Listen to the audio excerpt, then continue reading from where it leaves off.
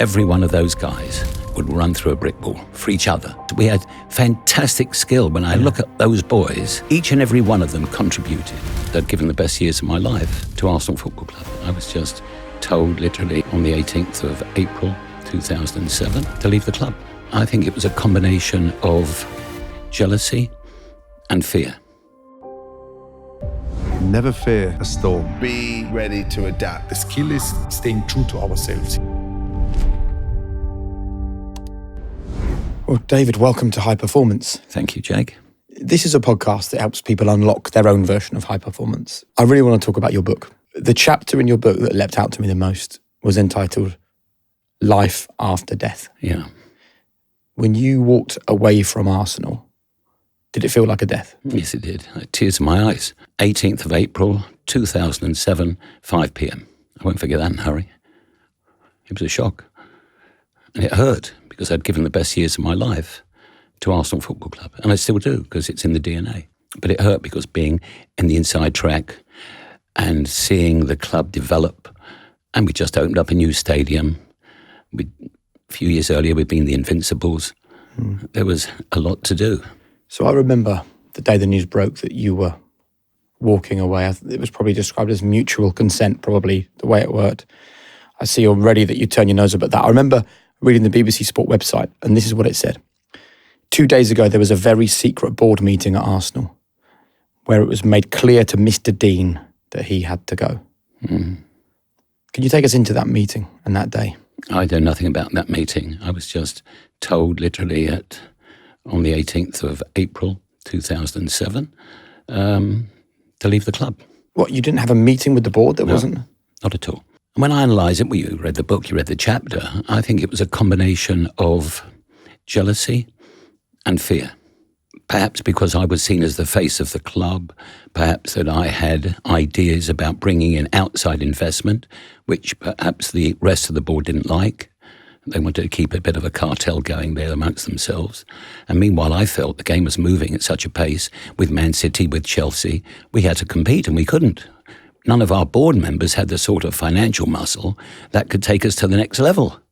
And I was literally looking around to see, well, who else is there out there that can pump the tires up? So that day that you were asked to leave the club, did you just go to work as normal? You must have known something was going on. There must have been prior conversations. There must have been... It festered about a year earlier because there was a lot of strain on the club. We'd embarked on building a new stadium and we opened it in 2006, but obviously that took a couple of years of planning.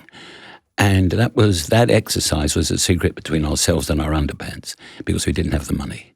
And we had to get the money from somewhere. We're talking about finding the best part of 400 million to build the stadium. Today, to build the same stadium would cost well over $1 billion, perhaps $1.5 billion or more. But we had to find the 400 million. So in the end, we had to pledge ourselves to the Emirates, to our sponsors, because with 10 years up front, getting their income coming in, to our shirt sponsors, to Nike, and we had a little bit of cash ourselves. But it was always a strain, and particularly, and Arsene and I used to think about this, but we need money to fund the players, to pay the right salaries, the right transfers. So that's where we needed external cash. And so you had found the Cronkies or met the Cronkies and were thinking they were the right people to come in, is that right? I had met them once, yes, a couple of times beforehand, and I identified them as being a possible purchaser or certainly an interested party as an investment.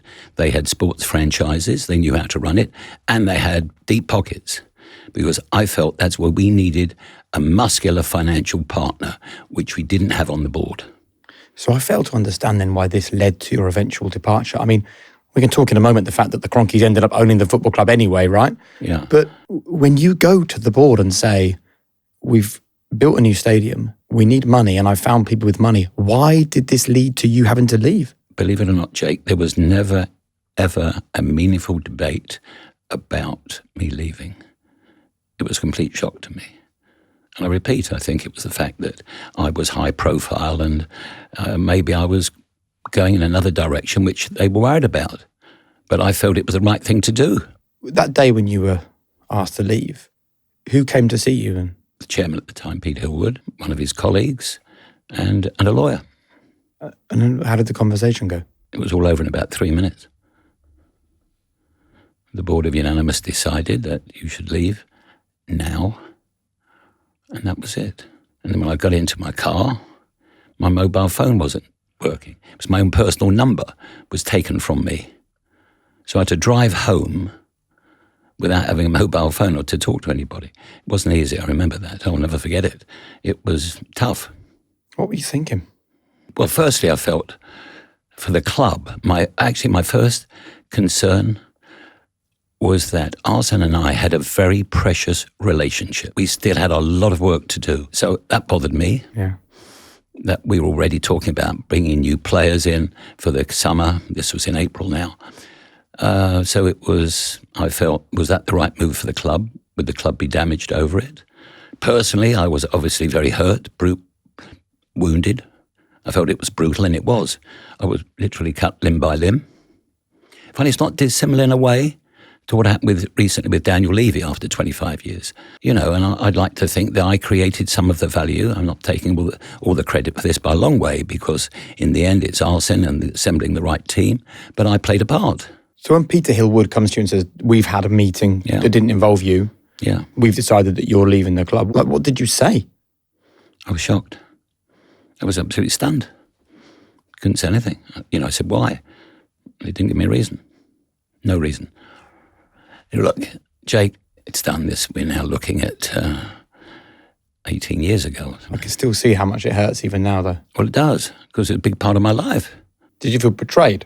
Dramatically let down because there was no dialogue, and there should have been. It didn't happen. Is there anything that you could have done in that period leading up to that meeting differently, you think? I'm not sure I could have done anything differently. I am what I am. My character is my character. That's it. So looking back now, I'm not sure I could have done much more.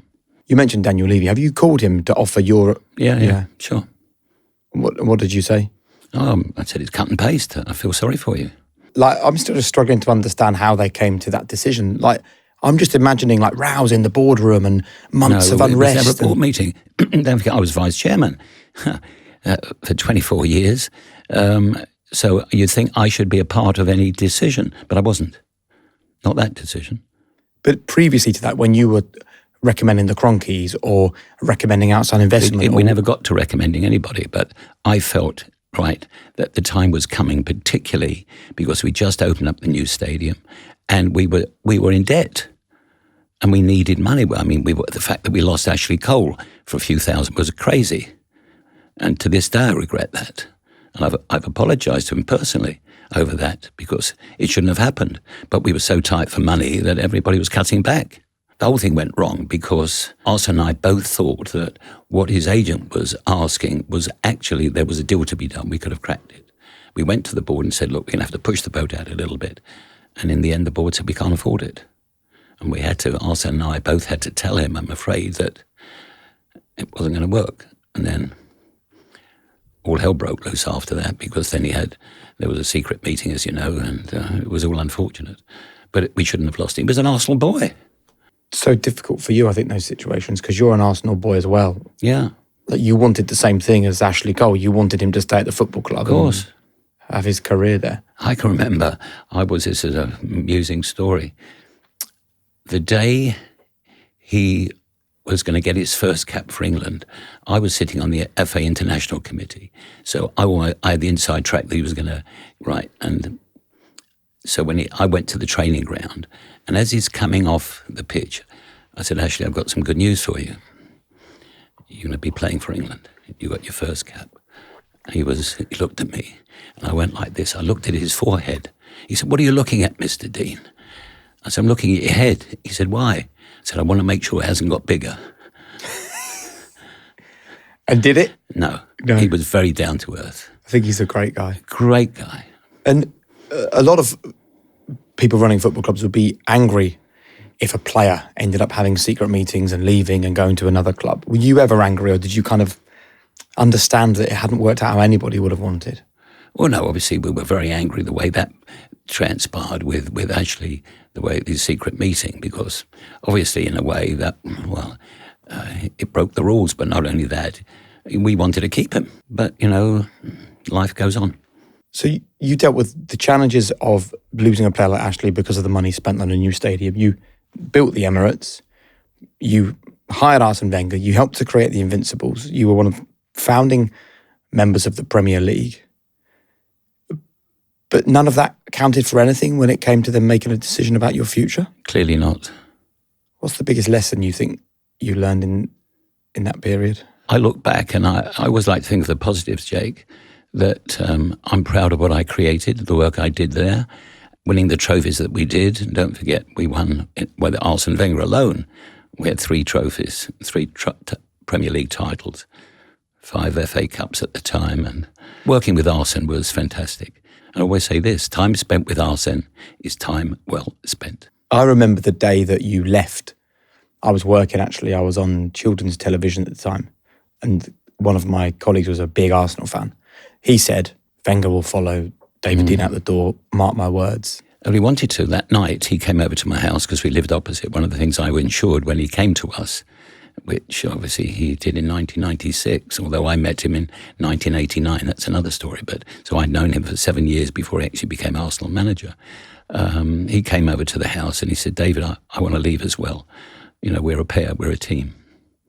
And I thought about it and I said, Arsene, you can't do that. He said, why not? The club needs you, right? The club will not be the same without you. You're important to the club to stay.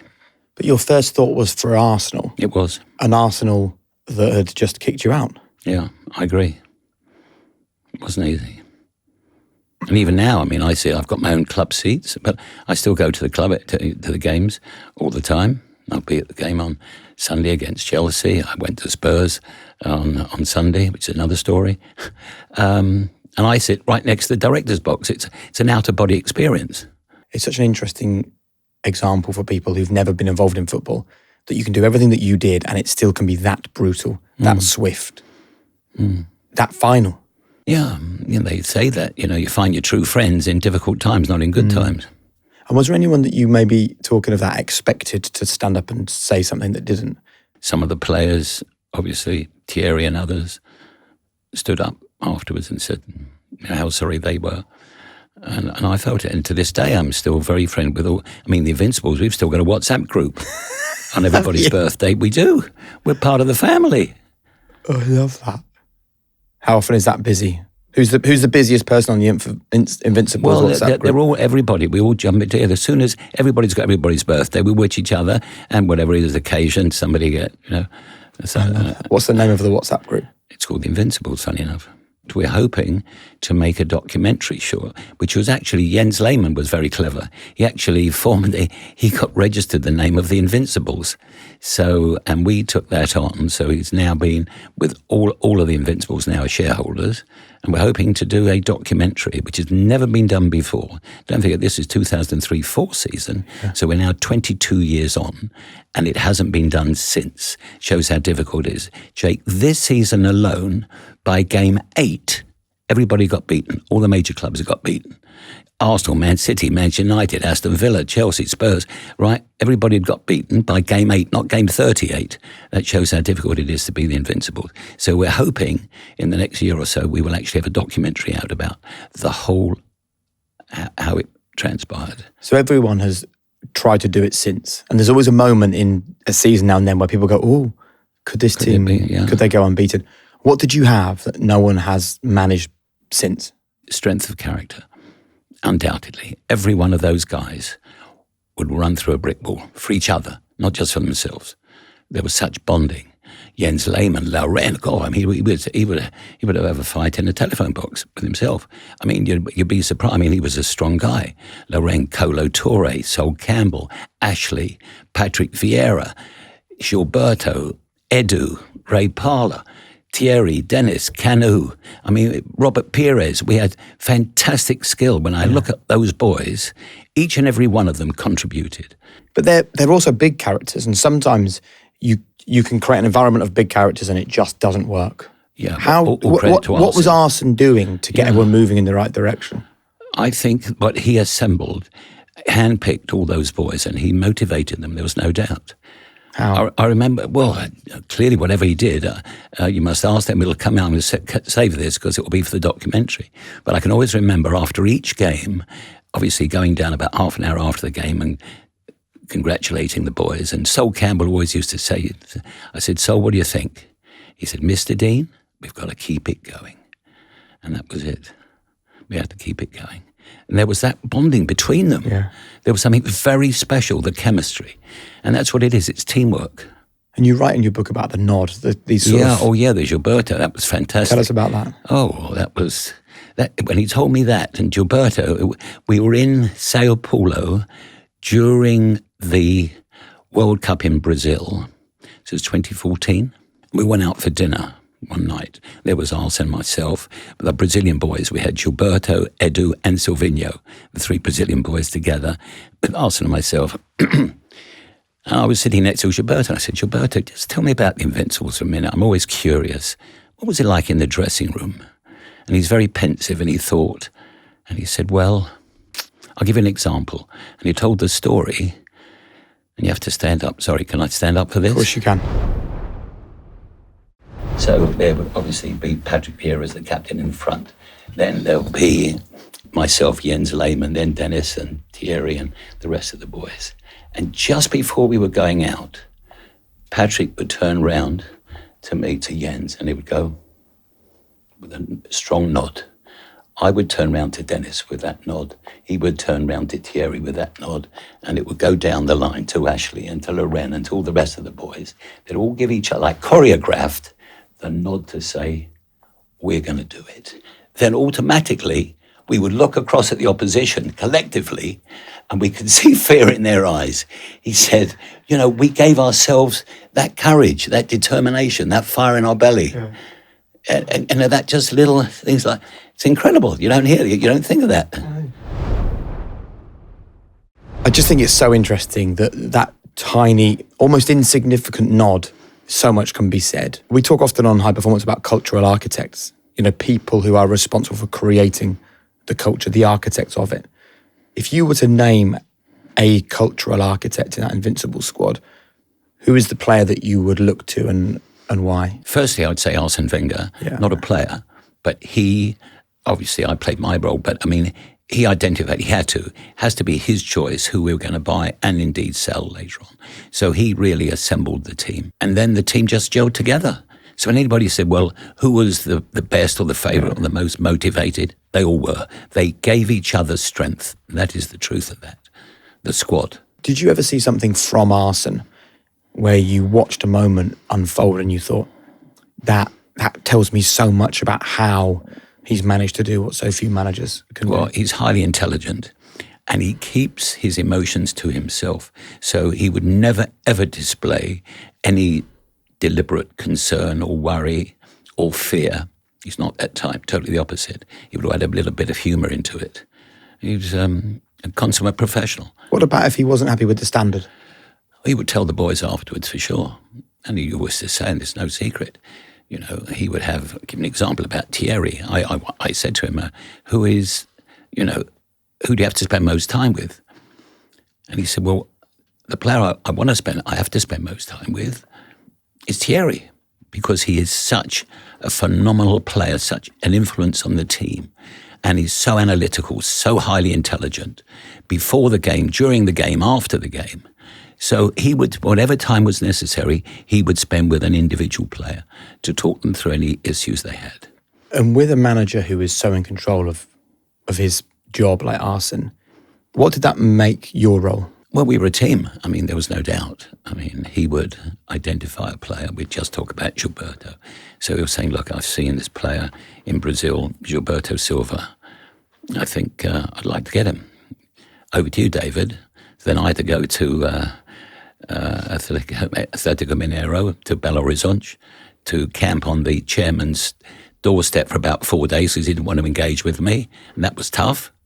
And eventually to literally almost handcuff Gilberto and take him to the training ground in Switzerland or Austria, I think it was, for our pre-season tournament. So, that's the way it worked. It was a great partnership. So once Arsene identified someone, your job was to make that happen? I had to deliver. What's the secret? But immediately, because he was very impatient. Oh, really? He didn't have any time with Arsene. He said, I want him. And when he wants it now. So Arsene identifies a player. What's the first thing that you would do in that situation? Well, obviously contact the club by and large, and then work, and then find out who the player's agent is, and that's when the fun starts. And when you say the fun, I'm really interested in the secret to selling a dream to somebody. Yeah. What would you say to a player? There was a method where, when it came to it, we had to go and try and get the player.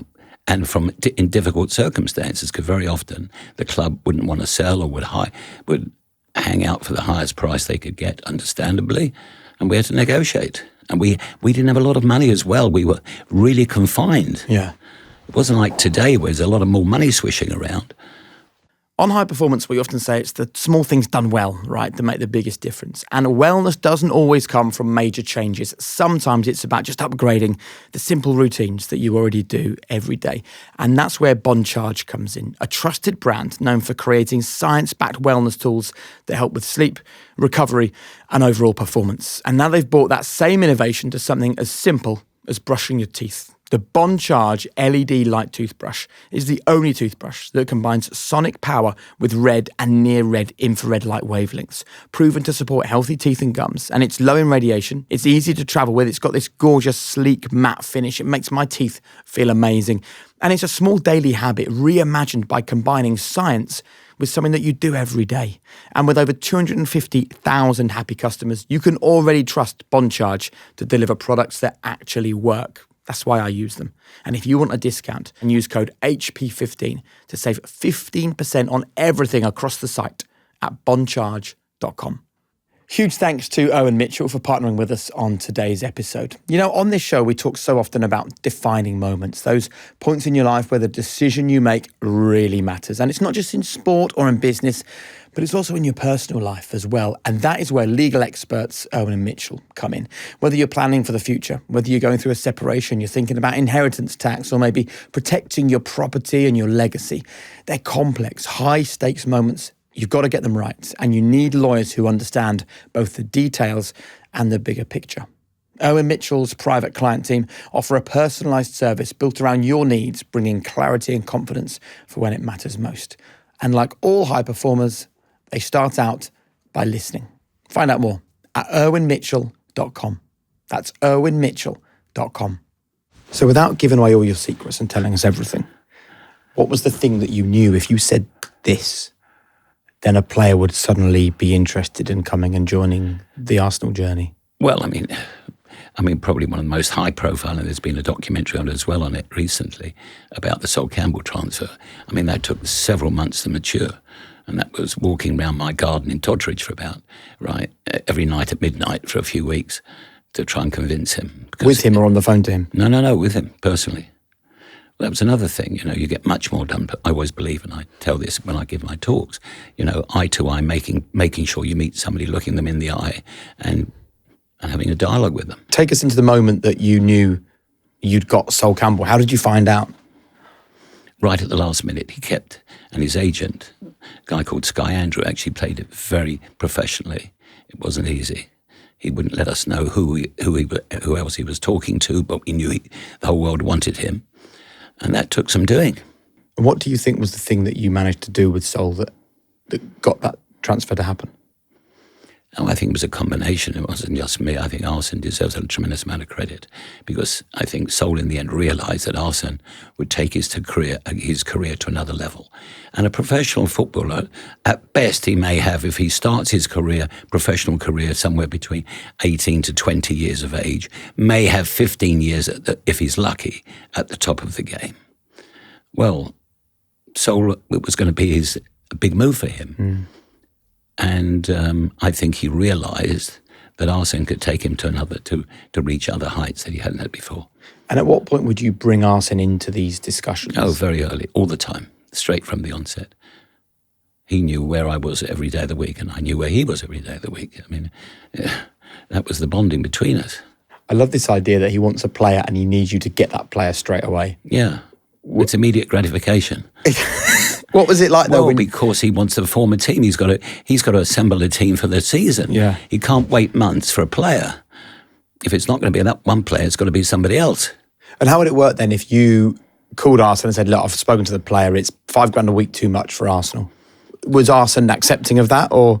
Funny enough, Jake, we had a little game when we were discussing a player. we would both write on a piece of paper, which we put down on the table, what we thought the price should be, right? We were never, ever more than 10% out, Really? ever, on value. So we were very much on the same wavelength. But over the years, you get to know somebody. Yeah. Like you're being with a partner, you know how they're going to react to a situation. The difference is, though, Arsene's not a shareholder, right, in the football club. So, But you'd think he could be. The way the club's money he viewed, right, he was responsible for the spending. Right. Don't forget, we must have done well over 100 transfers. In the end, we came out on the positive side. Yeah. You can't say that these days. See, that's very interesting, because I would imagine, in my head, most managers would say, look, I don't care about the fact that it's more than you wanted to spend. I want the player because I want to win matches, because I want to win trophies. Arsene always was looking for value. He wasn't frugal at all.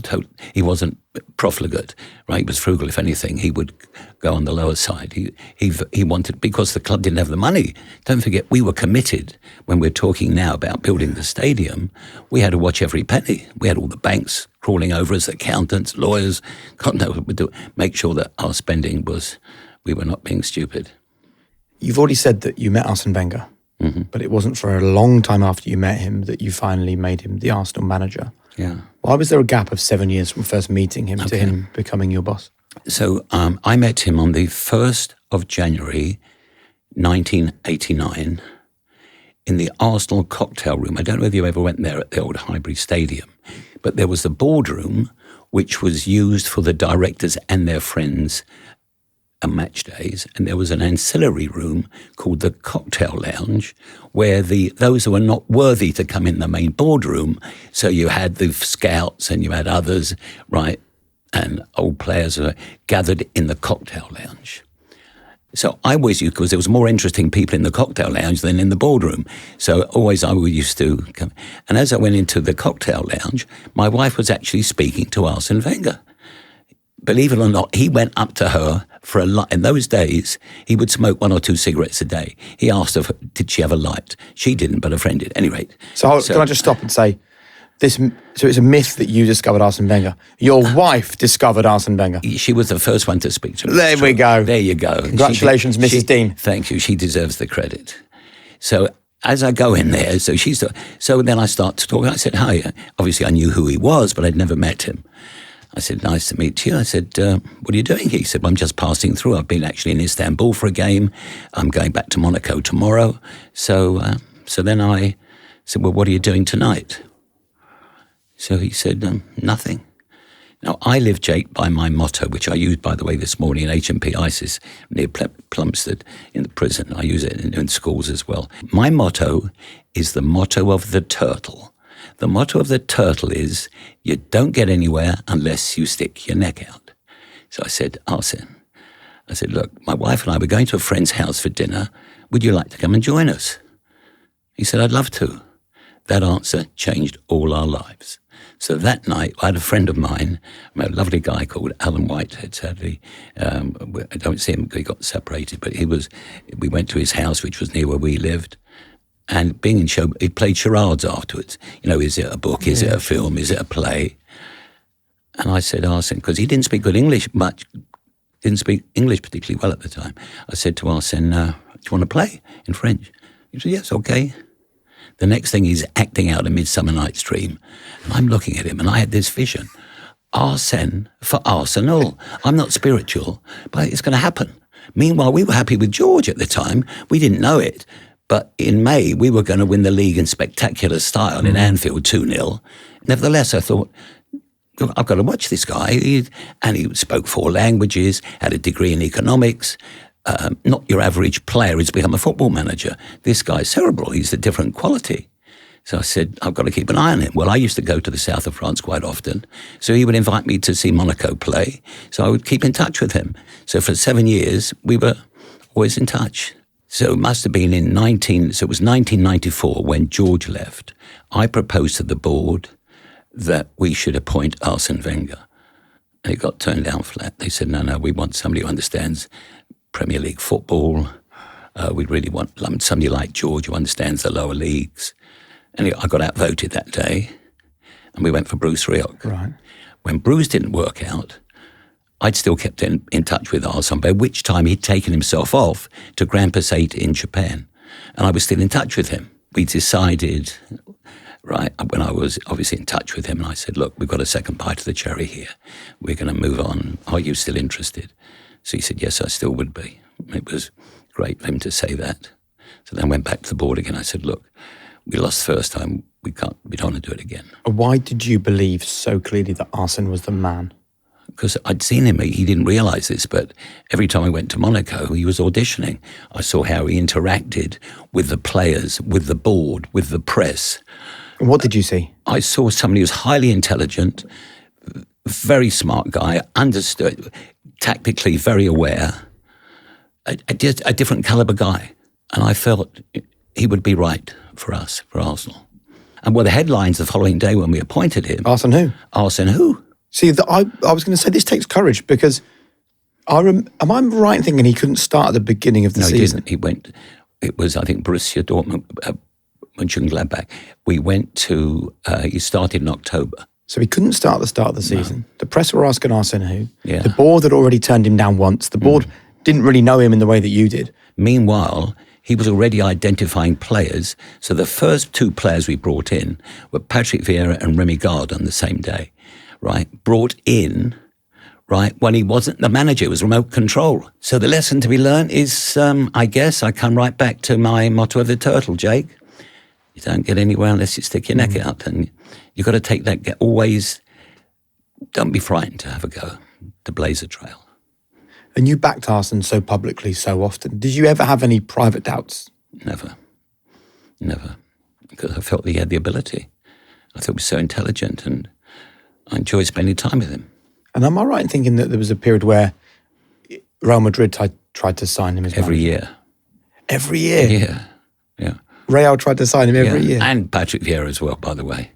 Oh, that was funny with Patrick because every year we knew, because I was president of the G14 group of club, which was a misnomer because it was 18 of the most powerful clubs in Europe. Their president, Florentino Perez, used to say to me, we like Patrick Vieira. What's your price? I said, there isn't a price. It was not selling. But obviously I knew that they were going to try and tap him up. So every year at the end of the season, I said, are you okay, Patrick? I said, where are you going on holiday? He said, Guadeloupe or Martinique or Maldives. I said, I'll be there. And I did. Thanks to Patrick, I had some very nice holidays because I had to follow him, make sure that he came back. Well, so you'd go on holiday the same place as Patrick Vieira? Well, no, deliberately. No, I would say, I'm coming with you to make sure that I would just spend a day or two, right? So you'd pop out just to make sure he was but happy? I would tell him that, sure, because we were part of the family. I didn't want him to leave, and I knew that particularly Real Madrid, because they were always looking for him, wanted to buy him. But Arsene was very loyal in any case. When he signs a contract, it's a contract. Players is a different story today because they can move at the drop of a hat. And as there's something going on at the moment with the Lasagna Diarra case, that can change football. That is so dangerous. I don't know whether you're following that case. Explain. But you should. Well, Bosman was all about freedom of contract at the end of the contract. Here we have something new developed, where there is a player called Lasagna Diarra, who actually played for Arsenal and Chelsea, who has been able to get himself out in contract. Now, going to European law, and it's being tested now with FIFA, if that goes through that a player could actually leave under certain conditions in contract, then the whole transfer system collapses. So there's got to be some settlement made very quickly. Well, no one's going to pay 100 million for a footballer that Absolutely. can walk away. Will walk away in a year or two. Of course not. What do you think the answer is? It's got to be a compromise. It needs to be sorted out, otherwise there won't be a transfer system. But it has to be clear as well. Of course. Do you think, is there a real chance with that case that football could change? It could. It is forever. A danger. It is a danger. Well, people didn't realise what was going to happen with Bosman. You signed a contract and you automatically thought you could get the right to renew it. Meanwhile, the player is free at the end. There's no value at the end of a contract.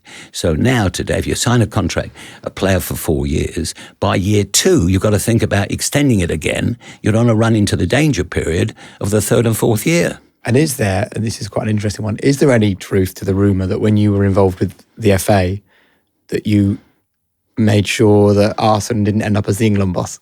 No, but I would tell the FA that he's not moving. It was very simple because I knew Arsene. He wouldn't. Right. I said to him, "Are you interested?" And he said, "No, I've got a job to do here." So it wasn't a question. I didn't have to protect him. Right. His But you mind- were also looking after Arsenal a bit, right? Well, no, but his mind was made up in any case. I knew him well enough to know that he would not leave for another club or indeed a national association. And not only that, he got great pleasure out of being a manager of a team that's going to play 50, 60 games a year. And 11 years after you walked away with tears in your eyes and got in the car and you weren't even able to use your phone, and that was a really difficult day. It was Arsene's turn to walk away. Mm-hmm. If you'd have been there in 2018, do you think Arsene would have left in the way that he did? I can't say that. All I know is that we had unfinished business at the time, that is for certain. Yeah. You know, it was bittersweet. There was a dichotomy. There was a split in with fans thinking that time was up for him to move on. And I remember, because I was hosting the live games for BT Sport at that time, and we would turn up and there would be banners and there would be chants and there would be boos. And how painful was it for you? Oh, it was terribly, sitting there watching it. Very painful, because I knew what a professional he was and how good he was at his job. But, you know, the time comes, nothing lasts forever, and he left, and now he's got the most powerful job in football. He's head of global football development for FIFA. That's for the world, for 211 countries. And that happened during the World Cup in 2018, when we were all in Russia together. Putting that together was funny. And you know what, as hard as it is for Arsene, I think going through a difficult period can often teach a person an awful lot about themselves and about the world, that it isn't wholly a bad thing. There's lessons in those moments, isn't there? Yeah, I think you learn more from defeat than you do from victory. Well, the pain of defeat lingers longer than the joy of victory, that's for sure. And in those difficult months for Arsene, what support were you able to offer him? Well, I was seeing regularly. We lived opposite each other. And how did it impact him? It hurt him, of course. But, you know, he doesn't show emotion externally. He manages to contain it, which in a way is a strength, because he never shows ever that he's worried or anxious, and he feels he's got a job to do and he wants to always finish it off well. I want to talk about what football looks like these days. Yeah.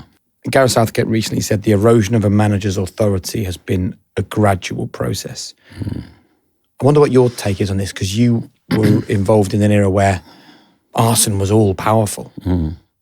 Well, the statistic is, according to League Managers Association, in the 92 professional clubs, the average length of time a manager is in a job today is 12 months. So the minute they sign the contract, they lose 6 games on the trot, they're down the job centre, they're out. They've got no time. Time is precious. There's no patience anymore with modern ownership. They want immediate results. They want to turn the tap on and get hot water. It's not so easy sometimes. How do you build a culture if there's no time? Absolutely. And I think people are impatient. And Gareth is right. In fact, he came with me recently to HMP Leeds, you'll be pleased to know. Oh, really? And he spent the half a day with me there, and he was fantastic. He spent time with the offenders, went on their own prison podcast. He was sensational. I wonder, though, whether there's a manager who's used to having power can see the risk of players having more power. But I think if I was a player, I'd be saying, hold on, we want an empowered workforce. We want people's voices to be heard. Is it solely a bad thing that players have got more power than ever before, that a lot of players now have a hotline to a football club owner rather than a manager? Is it really a bad thing? Well, whether it's good or bad, that's the way it is today, because there is so much money. Particularly, you only hear it at the top, Jake, of so much money swishing around. You go into the lower leagues, it's not the same at all. It's a different kettle of fish. You only hear it about the glamorous clubs right at the top in Europe. And, I've got to be in my bonnet about the way the amount people say the amount of games. There's too many games that are being played at the moment.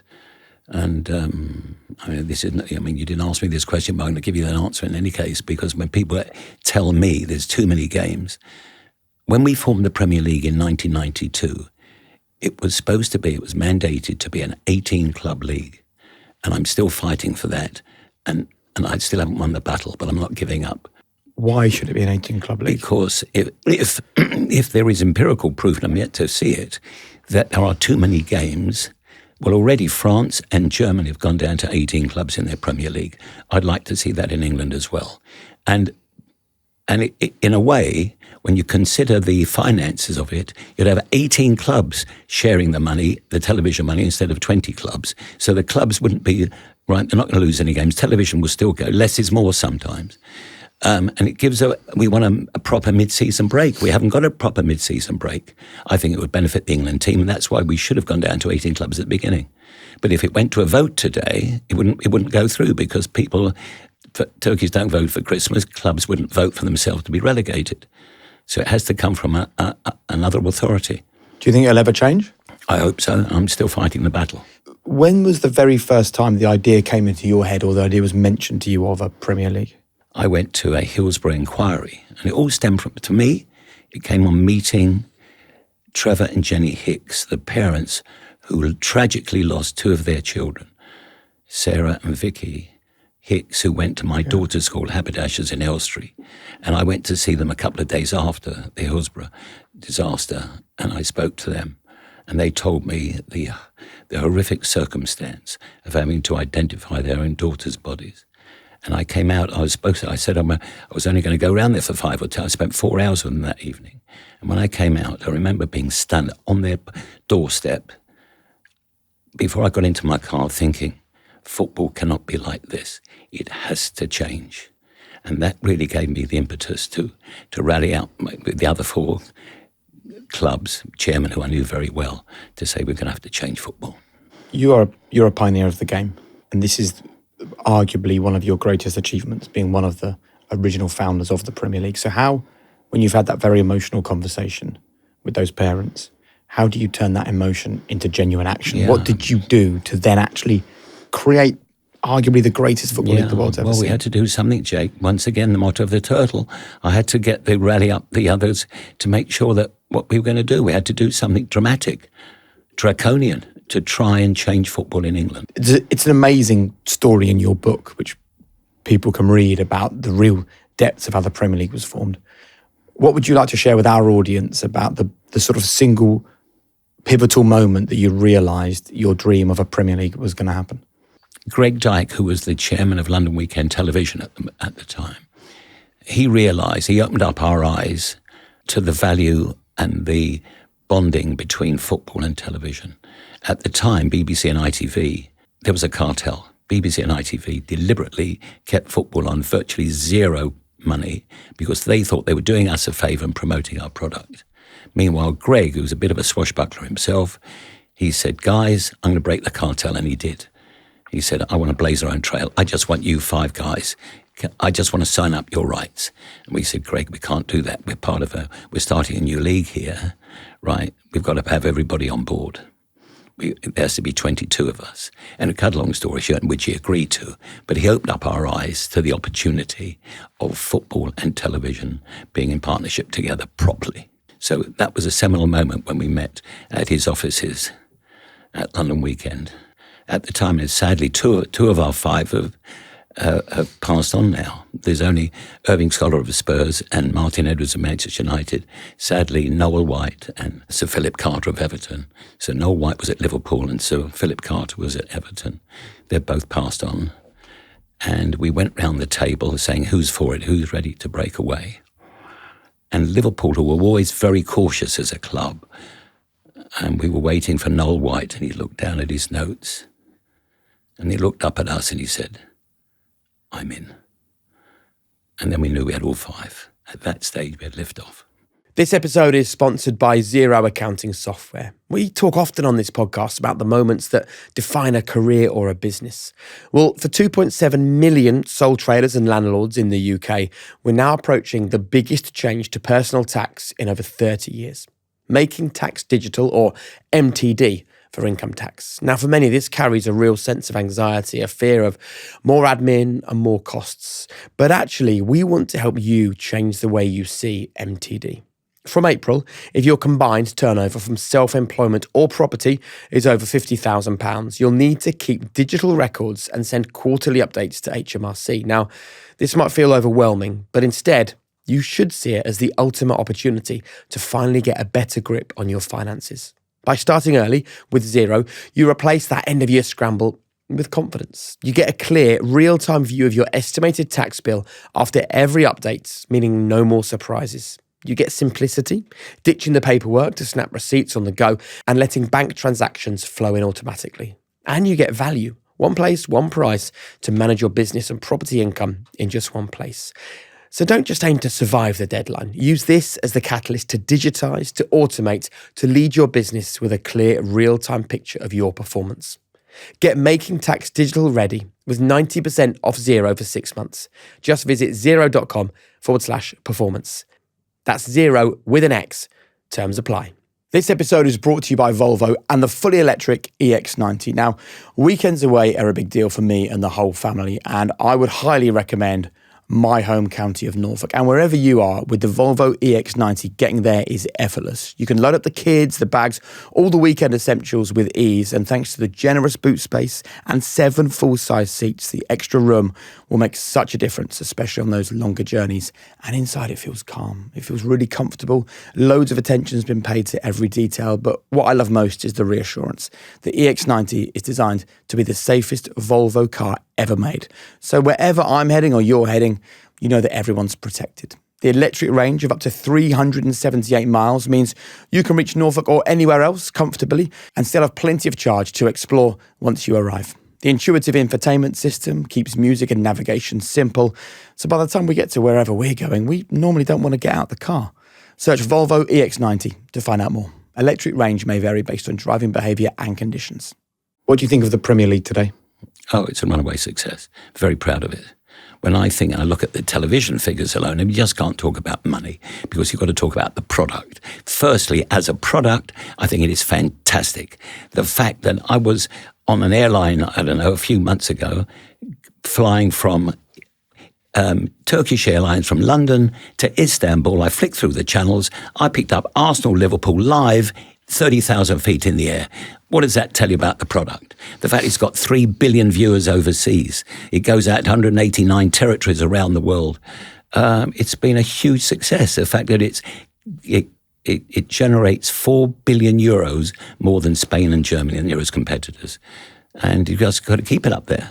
You know, the big Premier League match the morning after the Super Bowl in the United States got about 5 or 6 times the viewers of the Super Bowl. What does that tell you? And, you know, football is so popular. And you talk about the World Cup coming up in America and Canada and Mexico. It's going to gross $12 billion in 4 weeks. But the product itself has got to be good. And everybody knows all the players in the Premier League. What about Arsenal today? You still go to games. Yeah, of course. I think if I cut you right now, you would bleed Arsenal. It's true. Are there echoes from what you're seeing at the moment of the foundations that you laid with Arsene Wenger? I think there's very positive signs, and I think certainly they've got the strongest squad that I can remember for a long time. And, well, they're challenging on all fronts at the moment. They've got to put the lid on the bottle now. No, you know what it takes to do it, though. Do you think you've seen enough to believe that Arsenal can win the Premier League? It's in their hands, that's all I'll say. What would you be doing if you were in the boardroom now to turn it from one good season into a dynasty? No, I think they're going in the right direction. I think it's looking positive. One of the biggest challenges they've got now is that the stadium's too small. They've got allegedly got 100,000 people on it. When we were building it, we were worried about 60,000 people. Although having said that, I remember trying to promote at one stage Wembley because we had a problem with the Islington Council. And now we could do with Wembley at 90,000 people. But they need another 20, 30,000 seats. Before we just do a few quickfire questions, you know what I love about this conversation is you've lived a life of thinking big. Let's move Arsenal to Wembley. Let's create the Premier League. Let's sign Arsene Wenger. Let's build a new stadium. Like, you're an outlier. And with the twinning project that you're heavily involved in and vital to, I love the concept of unlocking performance in people for whom a lot of society have given up on them. Mm. When have been the moments in your work with the twinning project where you've realised that just because someone's been incarcerated, they can still find their own version of high performance. They can still be of value to society. I think that's so true, and they are forgotten. You're quite right. They are forgotten people. I've actually been round to every single prison in England and Wales. It's 113 of them, and I've seen with my own eyes actually what goes on in prison. And there's not enough rehabilitation. And people get it wrong. They think prison is for punishment. I don't agree. going to prison is the punishment, where the offender loses, first and foremost, their liberty. They lose their self-respect. Invariably, they lose their job and perhaps their partner. They've hit an all-time low. And prison really should be for rehabilitation. And that's what I've been trying to achieve with the Twinning Project. So if there was something that you would love the Twinning Project to achieve by the time that maybe you say, do you know what, I've done everything I can do, what would you love that to be? How would you like prison life to look by the time you're done? Well, the first thing is to make sure that the offenders have a future, because they are going to rejoin us in society at some stage. No matter what crime they've committed, they will still be coming out. And at that stage, they'll be rejoining society. So I think society has got a duty to make sure they're better people when they come out than when they went in. And that's really what the Twinning Project is all about, to give them a meaning, to give them hope, the great four-letter word, hope. And that's what we do, because clubs get twinned with their local prison. So Arsenal twinned with Pentonville, QPR with Wormwood Scrubs, Manchester City with a local prison in Manchester. And Norwich, where I'm from, probably Wayland or Norwich Wayland, prison. Absolutely. Is it? Correct. And so what would Norwich City do with Wayland? So their foundation will put their coaches into the prison to give the offenders an opportunity to go on a footballing coaching course so they can come out with an FA accredited certificate, probably the first time in their lives they've been successful in anything, and then start on a pathway to becoming a football coach or getting involved with the football club to be signposted to try and get a job. And that's the key element. See, this is so fascinating for me because we've done over 400 episodes of the High Performance Podcast. And I've regularly asked the elite of the elite how much of their success is mental and how much is physical. What do you think the average answer is for people attributing mental capacity to their success? Oh, well, it's a big proportion. And any sportsman, much of it is mental. Of course it is. So 80% is the average. I'm not surprised. And I then think of prisoners and I think if you spent a life where you might have the physical ability to do things, but mentally you've been told you're worthless, you're not good enough, you've no value to society. Imagine something that you've created with the Twinning Project where for the first time in their life, they have a sense of worth and a sense of value. Yeah, exactly that. And what you may not know, Jake, is that it's costing you and me and others as taxpayers £50,000 a year to keep an offender in prison. And for young offenders, £75,000 a year. Now, if we get one or two on our courses not reoffending, and the course, by the way, costs £10,000 a year for 48 offenders.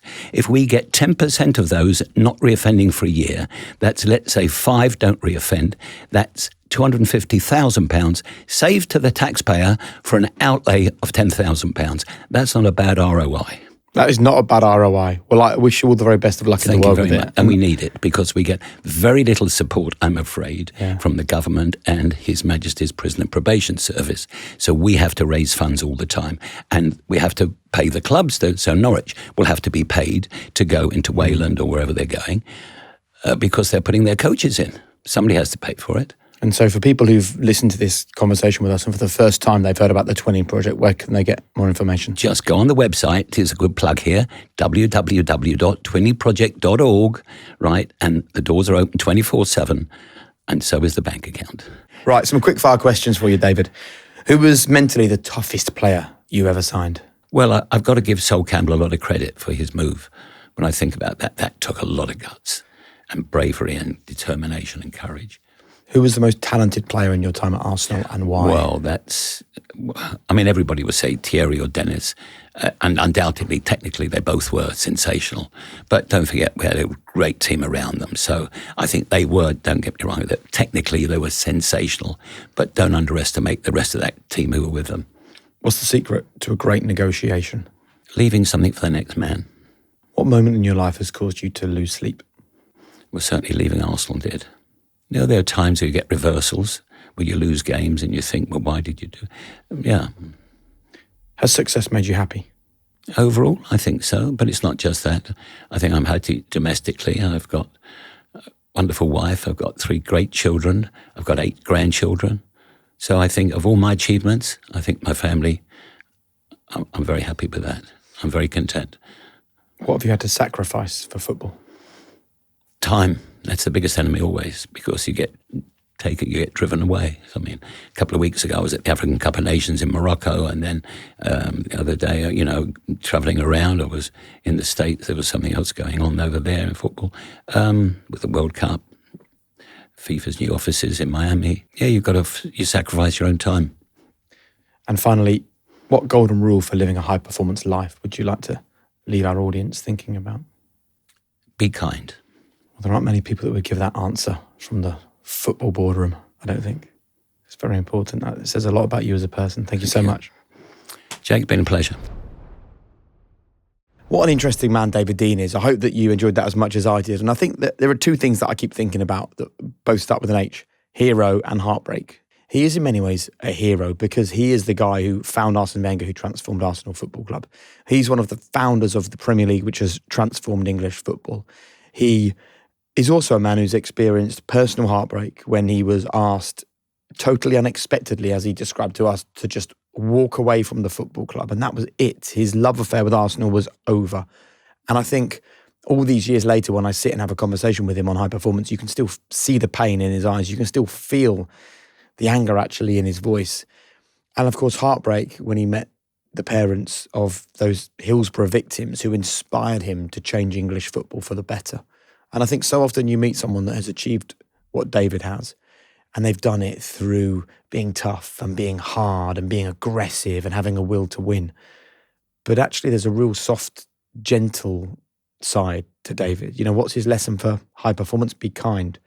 What's the secret to a good deal? To leave something for the next man. When he talks about his time at Arsenal, he doesn't talk about the hard things. He talks about the soft things, getting to know Arsene, moving in next door to Arsene, going on holiday where Patrick Vieira was to make sure he stayed at the football club. He connects on a human level to people, and I think that is the secret to his success. So I hope you enjoyed the conversation. If you love these chats with football administrators, or indeed conversation around football or sport, there are so many of them in the High Performance back catalogue. You can watch them all, delve into them, enjoy them. But most of all, thank you very much for watching. If you can, please hit subscribe. Most people that enjoy our content are not subscribers, and it makes a world of difference to us if you can subscribe. So please do that, and I'll see you next time for another episode of High Performance.